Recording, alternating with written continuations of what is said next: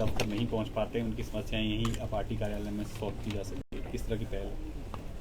हमारी प्रदेशाध्यक्ष श्रीमती प्रतिभा सिंह जी से चर्चा हुई और चर्चा के बाद हम सब लोगों ने फैसला किया कि हर महीने एक मिनिस्टर जो है कांग्रेस कार्यालय में बैठेगा।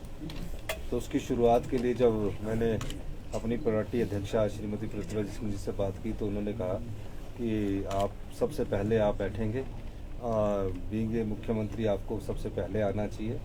तो इस दृष्टिकोण से हमने इनका अनुरोध स्वीकार किया और मैं आज 2 मार्च को इन्होंने हमें समय दिया था, तो 2 मार्च को हम आज अपने कार्यकर्ताओं किसकी जो समस्या है उनको सुनेंगे और उसका समाधान भी हम लोग करेंगे। कार्यकर्ता पार्टी संगठन के लिए काफ़ी महत्वपूर्ण भूमिका निभाते हैं, किस तरह से देख रहे हैं, क्योंकि आगामी समय में अब शिमला का नगर निगम चुनाव भी है और लोकसभा चुनाव भी नज़दीकी है, किस तरह से जो है स्ट्रेंथन किया जाएगा पार्टी और सरकार और संगठन में? देखिए, चुनाव एक निरंतर प्रक्रिया है। चुनाव अभी हमारे नगर निगम के है, फिर लोकसभा के है। पार्टी कार्यकर्ता को तो हमेशा एक्टिव रहना है और पार्टी की अप्रोच नेताओं तक पहुंचे, मंत्रिमंडल तक पहुंचे, इस दृष्टिकोण से हमने कांग्रेस ऑफिस में बैठने का निर्णय किया है। इसके बाद अगले महीने एक और मिनिस्टर बैठेंगे हमारे, फिर उसके बाद मैं भी बीच बीच में बैठता रहूँगा। जैसे ही हमारी प्रदेशाध्यक्ष हमें हुक्म देगी कि आपने कांग्रेस ऑफिस आना, तो हम सब लोग बैठेंगे। पार्टी के कार्यकर्ताओं का काम करने का हमारा दायित्व भी है और धीरे धीरे हम पार्टी जो संगठन है उसकी मजबूती के लिए भी हम मिलकर कार्य कर रहे हैं। सर, एकदम से कैबिनेट बैठक फिर से आपने बुलाई है, कोई विशेष प्रयोजन? सर, दिल्ली दौरा भी है आपका? नहीं, मेरा दिल्ली दौरा नहीं है। ये पता नहीं कैसे खबर चल जाती है, मेरा तो कोई दिल्ली दौरा है ही नहीं। कैबिनेट की बैठक एक निरंतर प्रक्रिया है, क्योंकि हमने 38 एजेंडा था, तो मैंने कहा कि जरूरी नहीं है कि सारे एजेंडे शाम तक ही बैठकर किए जाएं। हमें जनता से भी मिलना है और बजट की भी तैयारी करनी है। तो अभी हमने 3 तारीख को बनाई और इस तरह निरंतर कैबिनेट होती रहेगी। जो भी अब कैबिनेट के महत्वपूर्ण फैसले हैं उनको हम करते रहेंगे। मुझे खुशी इस बात की कि हमारी पहली ओल्ड पेंशन स्कीम लागू हो चुकी है और हम आने वाले समय में जो और हमारी सरकार की गारंटियाँ उसको पूरा करेंगे।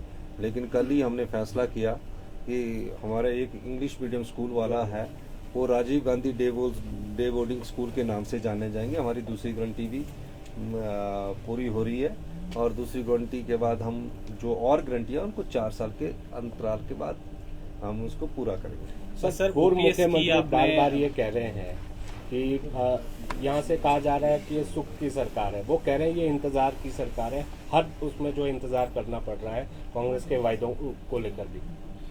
देखिए, पूर्व मुख्यमंत्री ने किए बयान से पहले उनको अपने 5 साल की कार्यप्रणाली को देखना चाहिए। अर्थव्यवस्था का ऐसा हाल है कि आज प्रदेश आर्थिक विधाली के दौर से गुजर रहा है। मैं आप लोगों को भी चाहूंगा कि आप भी सूचना का अधिकार का इस्तेमाल कीजिए।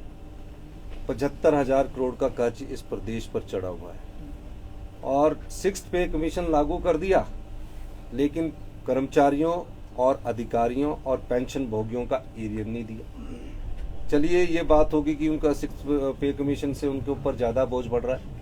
फिर डीए की किस्त डिक्लेयर कर दी, वो 992 करोड़ रुपया भी नहीं दिया। फिर 920 संस्थान खोल दिए, उन संस्थानों में टीचर तक नहीं है, फिर उसका 5,000 करोड़ का बोझ है। जब हमारे पास आर्थिक स्थिति की सामने पेपर आया तो उस आधार पर हम कह सकते हैं कि जिस प्रदेश की आर्थिक बदहाली की स्थिति हो उस प्रदेश को सही दिशा में और आने वाले समय में सही दृष्टिकोण से आगे बढ़ाना हमारा दायित्व है। जनता ने हम पर विश्वास किया है, हम जनता को विश्वास देना चाहते हैं कि ये अर्थव्यवस्था 4 साल में ठीक होगी, लेकिन विकास में कोई कमी नहीं होगी। और ये बार बार कहना कि इंतजार करते रहते हैं, ये ठीक है कि हम इंतजार इसलिए कर रहे हैं। हमारी गारंटियां कोई 10 गारंटियां कोई 1 साल में पूरे करने के लिए नहीं बोला है, हमें 5 साल के लिए जनता की अदालत में बोला और हम 5 साल में नहीं 4 साल में ही पूरी गारंटियां लागू करेंगे ताकि हम लोगों को विश्वास दिला सके। और एक बात मैं और कहना चाहता हूँ, इस सरकार के खिलाफ हमारी सरकार ने फैसला किया है कि फाइनेंशियल जो उसको फाइनेंशियल जो जो मिसमैनेजमेंट हुआ है, जिस प्रकार आर्थिक बदहाली में ये राज्य पहुंचा है, हमारी सरकार इसके खिलाफ एक वाइट पेपर लाएगी जो आने वाले समय में जनता के सामने रखा जाएगा। इस वाइट पेपर के द्वारा हम लोगों को ये बताएंगे कि किस प्रकार से आर्थिक स्थिति की बदहाली हुई है। जल्दी ही हमारी सरकार इसके बारे में एक वाइट पेपर लाने वाली है। Thank you.